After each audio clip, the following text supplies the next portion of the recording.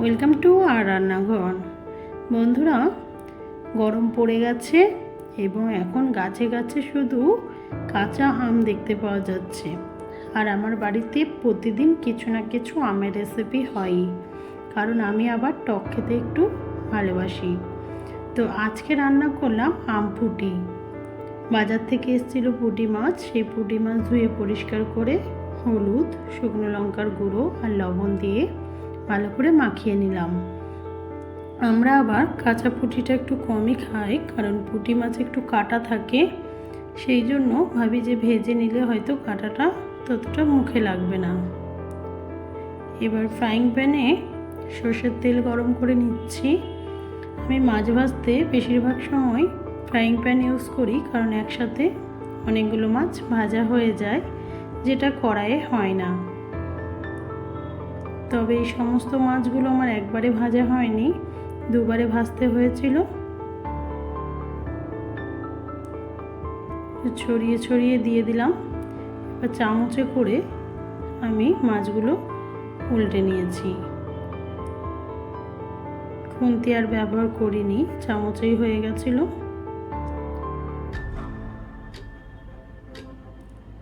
এপিঠ ওপিঠ একটু লাল করে ভেজে নিচ্ছি।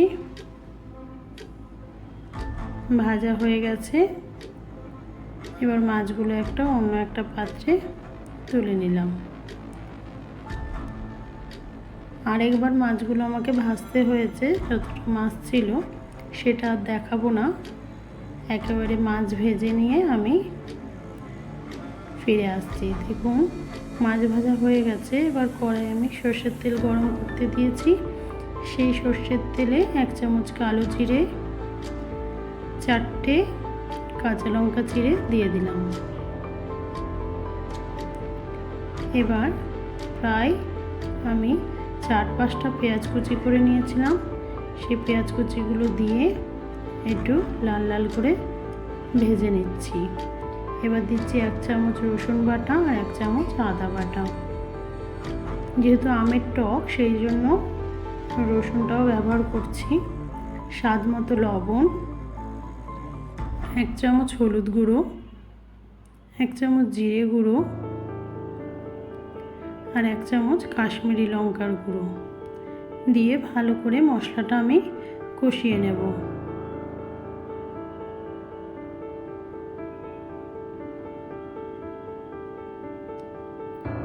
মশলা তেল ছেড়ে দেওয়ার পর আমি সামান্য জল দিয়ে দিলাম।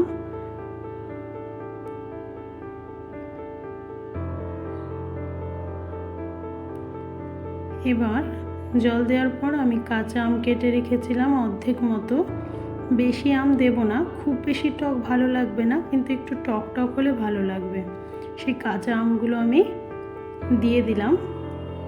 তাহলে এই জলে কাঁচা আমগুলো সেদ্ধ হয়ে যাবে। সেদ্ধ হওয়ার জন্য আমি ঢাকা দিয়ে দিলাম। দেখুন, দেখলেই বুঝতে পারবেন যে কাঁচা আমগুলো সেদ্ধ হয়ে গেছে। এই সময় আমি ভাজা পুঁটি মাছগুলো দিয়ে দিলাম।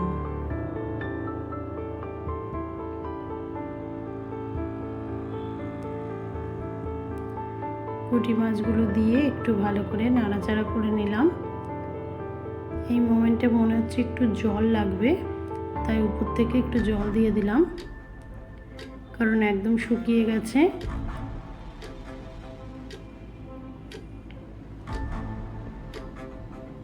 মাছেও একটু জল ঢুকতে হবে, নাহলে একদম শুকনো শুকনো ভালো লাগবে না। জল দেওয়ার পর ওর থেকে একটু ধনেপাতা দিয়ে দিলাম। আমাকে ধনেপাতাটা একটু আগেই দিতে হয়, কারণ মা আবার কাঁচা ধনেপাতা খুব একটা পছন্দ করে না, সেই জন্য ধনেপাতাটা আগেই দিয়ে নাড়াচাড়া করে দিলাম। দেখুন, কালারটাও এত সুন্দর হয়েছে এবং খেতেও খুব সুন্দর হয়েছিল। আবার ঢাকা দিয়ে দিলাম, একটু ফুটিয়ে নেব। আমি একটু জল জল রেখে দিয়েই নামিয়ে ফেলবো, কারণ টকের ঝোল একটু থাকলে ভালো লাগবে।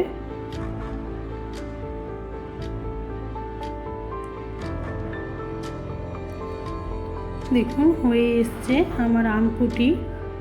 আপনারাও এইভাবে এই গরমের সিজনে একটু টক মাঝে মাঝে খাবেন। দেখুন আমি আমপুটি একটা ছোট বাটিতে নামিয়ে নিলাম। এই বাটিটাই আমার মেয়ে খাবে, আমার মেয়ে এগুলোও খেতে